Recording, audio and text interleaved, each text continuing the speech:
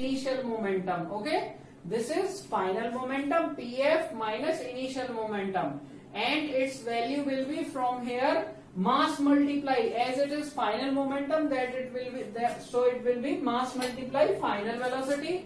It will be m multiply v minus, this is initial momentum, so it will be mass multiply initial velocity, and initial velocity is denoted by u. So this will be delta p. Then putting this value of delta p in this equation, we will get F is equals to mv minus mu upon delta t, and taking m common. Okay, इन दोनों में से m को common ले लो, तो यहाँ पे क्या हो जाएगा v minus u upon delta t, and v minus u upon delta t acceleration के इक्वल होता है. So it will be f is equals to m a. Why this will be a? Because we में right a equals to होता है v minus u upon delta t. Okay, so this come out to be, this form come out to be the another form of second law or second law of motion. It means force in any object is equal to mass of that object multiplied with its acceleration. So from here we may write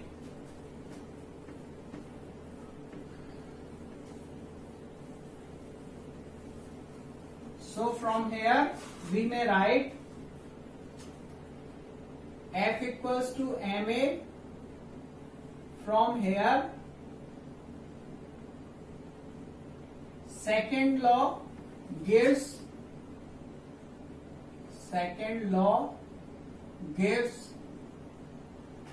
force on any object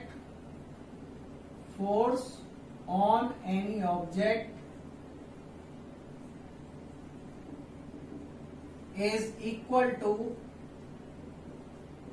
the mass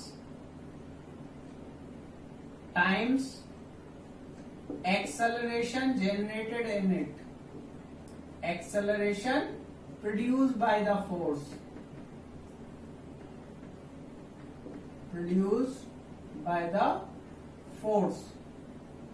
Okay, this is another form of second Newton's law of motion. This is another form of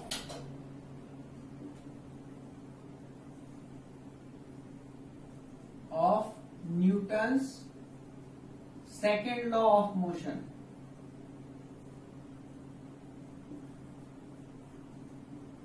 okay, so second law मैंने बता दिया. और second law के क्या example होते हैं? Second law का एक बहुत अच्छा एग्जाम्पल होता है क्रिकेट में, जब कोई फील्डर लेदर की बॉल का कैच पकड़ता है तो वो अपने हाथों को पीछे की तरफ खींचता है. तो वो पीछे की तरफ खींचने से क्या करता है, बिकॉज हमने देखा कि यहाँ पे फोर्स इनवर्सली प्रोपोर्शनल होता है टाइम के. तो बेसिकली अगर एग्जाम्पल इसका हम बता रहे हैं आपको, force is inversely proportional to time. तो एक फील्डर जब अपने हाथों को पीछे की तरफ पुल करता है तो टाइम जो वैल्यू होती है, टाइम की वैल्यू बॉल को कैच करने का जो टाइम है वो बढ़ जाता है. इस वजह से ये फोर्स क्या होता है, ये वैल्यू जो फोर्स होगा, अर्थ फोर्स जो होगा, जो बॉल हमारे हाथों पर लगाएगी वो डिक्रीज हो जाएगा. किस वजह से? ये टाइम के इंक्रीज होने की वजह से जो बॉल हमारे हाथों पर फोर्स लगाएगी वो कम हो जाएगा. अगर किसी फील्डर ने लेदर की बॉल को बिना हाथों को पीछे खींचा, बिना हाथों को पीछे खींचे करके पकड़ा उसको, तो ये टाइम की वैल्यू कम होगी और फोर्स ज्यादा हो जाएगा, जिससे उसके हाथों में चोट लग सकती है. इस वजह से फील्डर्स को ये ट्रेनिंग दी जाती है कि क्रिकेट में जब वो लेदर की बॉल पकड़ रहे हैं तो वो अपने हाथों को पीछे खींचे. पीछे खींचने से टाइम इंक्रीज हो जाता है और बॉल का हाथों पर लगने वाला फोर्स कम हो जाता है. तो it is the example of second Newton's law of motion. Now come to third Newton's law of motion और Newton's third law of motion. Okay, now Newton's third law of motion.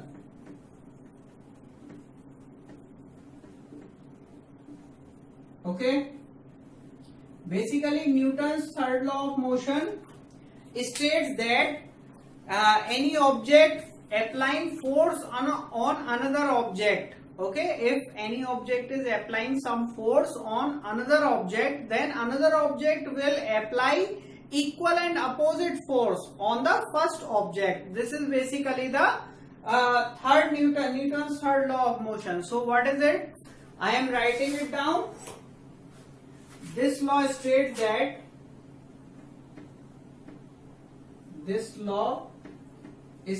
that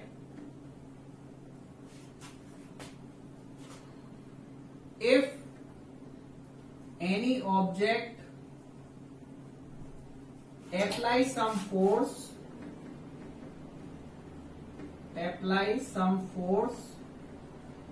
on another object,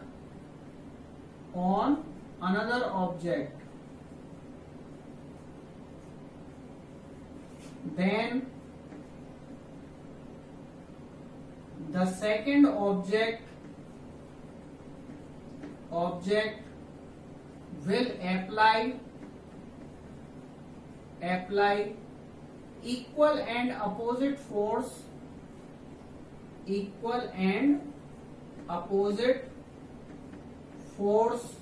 on the first object.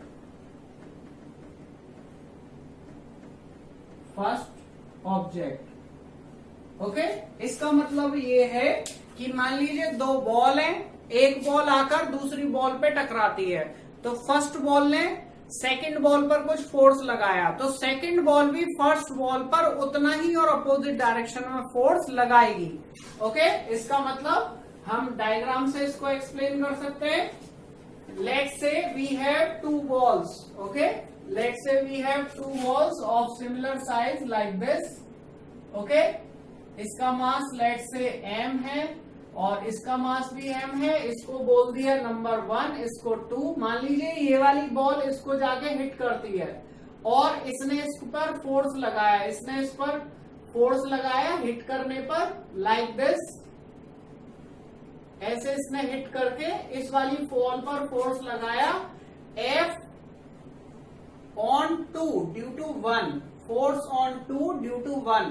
तो ये second वाली object इस पर भी equal और opposite force लगाएगी. It will be F on 1 due to 2. Okay, इन दोनों फोर्सेस में से किसी भी एक फोर्स को एक्शन, दूसरे फोर्स को रिएक्शन बोल सकते हैं. सो वी में से for two objects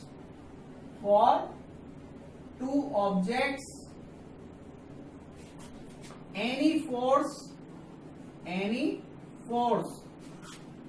may be said to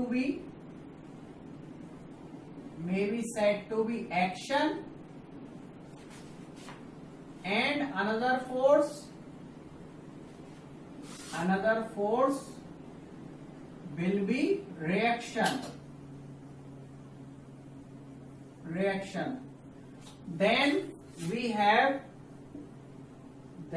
have action equals to reaction. Okay, that is, it means force on object 2 due to 1 is equals to force on object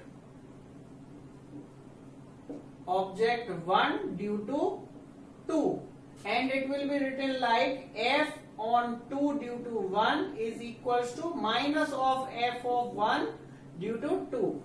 This negative sign indicates opposite direction. Okay, तो action और reaction हमेशा equal होते हैं and reaction will be in opposite direction of action. इसका मतलब इस ball ने इसको हिट किया, इस बॉल ने इस पे फोर्स लगाया F21, तो ये वाली बॉल सेकेंड वाली बॉल फर्स्ट वाली पर F12 लगाएगी. F12 is force on 1 due to 2 and F21 is force on 2 due to 1. These two forces will be equal and opposite. Because these force has been named as action and reaction, that's why this law is also known as law of action reaction. Okay, so this law is also known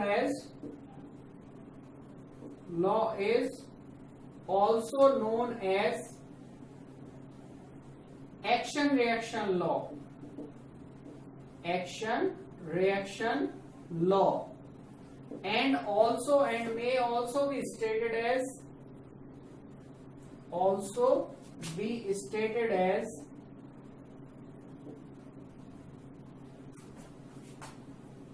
action.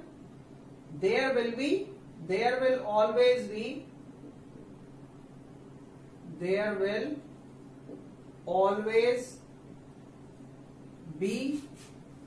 a reaction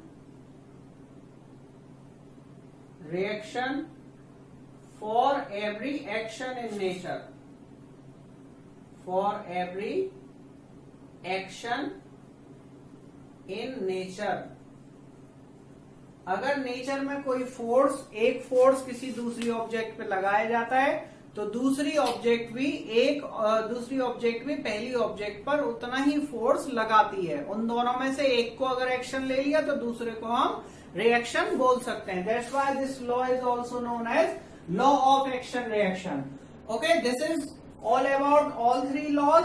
इस third law के हम example दे सकते हैं। इस third law का use हमारे walking में होता है। जब हम वॉक करते हैं तो हम ग्राउंड को पीछे की तरफ प्रेस करते हैं अपने पंजों से। ओके, इस तरीके से वॉक करते हैं तो हम ग्राउंड को पीछे की तरफ पुश करते हैं। ग्राउंड उतना ही फोर्स हमारे पंजों पर, हमारी बॉडी पर आगे की तरफ लगा पाता है और हम आगे की तरफ मूव कर पाते हैं।